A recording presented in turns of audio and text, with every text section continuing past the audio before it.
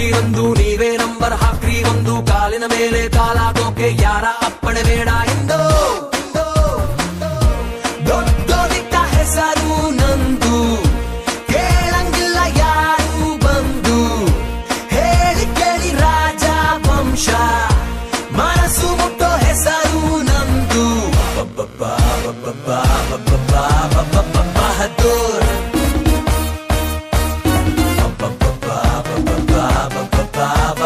Bahadur